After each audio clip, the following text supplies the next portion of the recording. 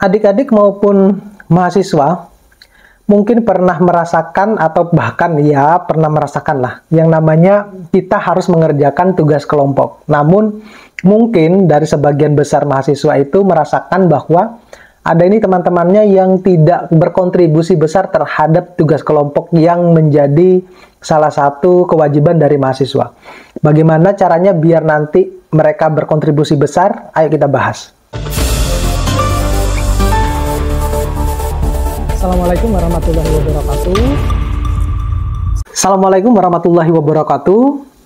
Nah, kembali lagi dengan saya. Kali ini kita akan membahas tentang bagaimana sih biar kita bisa mengerjakan tugas kelompok itu dengan efektif ya. Tentunya seperti apa yang sudah saya sampaikan di awal-awal video tadi, bahwa saya tahu betul bahwa mahasiswa itu, saya pun juga pernah merasakan ketika saya jadi mahasiswa, banyak juga teman-teman saya ketika tugas kelompok itu ada yang tidak berkontribusi terhadap tugas kelompok tersebut.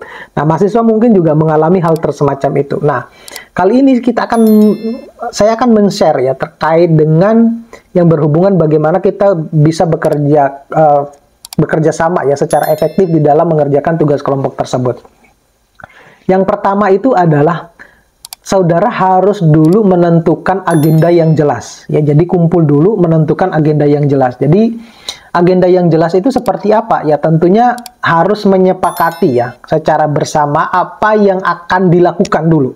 Apa yang akan dilakukan dan kapan dilaksanakan agar waktu tersebut tidak terbuang sia-sia. Jadi kita dulu hanya cuma berkumpul untuk membicarakan agenda yang jelas. Lebih tepatnya mungkin bahwa oh, si A tugasnya ini, si B tugasnya ini, si C tugasnya ini. Nah, jadi biar nanti ketika kumpul untuk menyatukan tugas-tugas tersebut, itu tidak membutuh waktu yang lama, ya. Oke, jadi intinya kita bekerja secara mandiri-mandiri dulu, ya. Nah, yang kedua, membagi tugas berdasarkan beban kerja sesuai dengan kemampuannya. Ya, jangan, biasanya dosen itu kan akan menggabungkan antara mahasiswa yang dalam tanda kutip memiliki kemampuan lebih, pasti akan digabungkan dengan mahasiswa yang dalam tanda kutip memiliki kemampuan yang tidak terlalu tinggi. Semacam itu, pasti, biasanya semacam itu. Nah, oleh karena itu, di dalam sebuah tugas kelompok itu harus ada leader yang bisa membagi tupoksi kerja masing-masing tersebut. Ya, jadi membaginya sesuai dengan kemampuannya. Jadi pembagian tugas itu harus berdasarkan dengan keahlian masing-masing. Jadi kalau misalnya ada yang ahli menggambar, ya dia ditugaskan mungkin menggambar semacam itu. Ya, kalau misalnya dia ahli mencari referensi, ya mungkin dia ditugaskan untuk mencari referensi. Ya, jadi pastikan bahwa setiap anggota itu memiliki tugas yang sama sesuai dengan keilmuannya dan tupoksi yang jelas. Jadi tidak ada yang menganggur. Kemudian yang ketiga itu kita bisa menerapkan yang namanya tenggat waktu ya. Jadi ada batasan waktu. Jadi ketika sudah berkumpul itu untuk membicarakan agenda tadi diberikan waktunya ya. Tentunya waktunya yang diberikan itu adalah harus misalnya sebelum waktu pengumpulan tugas tersebut ya. Jadi misalnya 1 minggu sebelum waktunya tugas dikumpulkan, mungkin 1 minggu sebelum dikumpulkan itu agendanya harus sudah tenggat waktunya harus sudah diselesaikan semuanya, semacam itu. Karena kemudian Anda harus berkumpul dan membahasnya lebih dalam, ya. Nah, kemudian yang keempat itu ya saling membantu satu sama yang lain. Jadi kalau mahasiswa temannya yang satu mengalami kesulitan, ya yang lainnya jangan membiarkan. Karena itu kan adalah kerja tim, ya.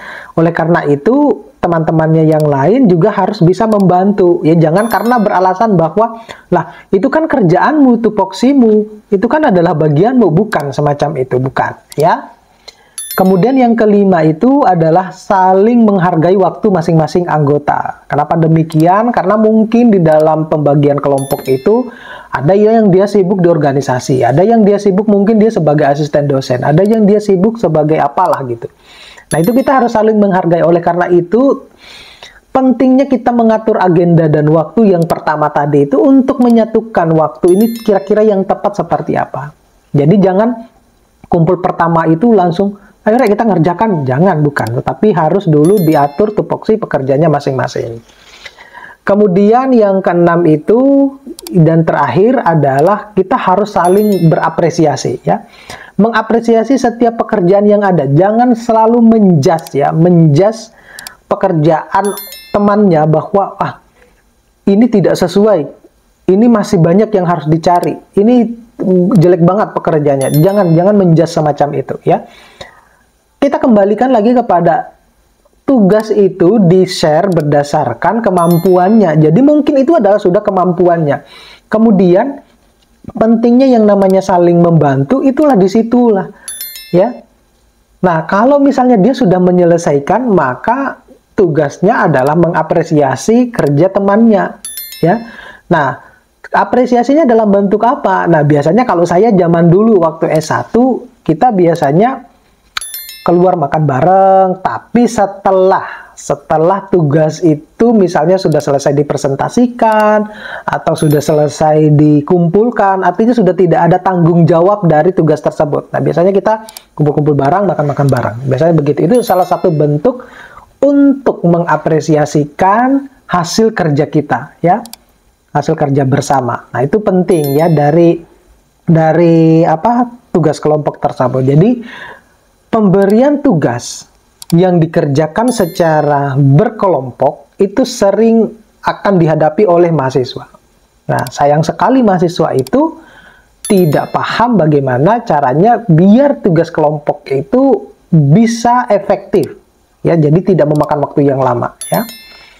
Oke, saya kira sampai demikian. Mudah-mudahan ini bisa bermanfaat buat mahasiswa. Jangan lupa untuk selalu menonton video saya secara full biar nanti pesannya bisa saudara pahami ya.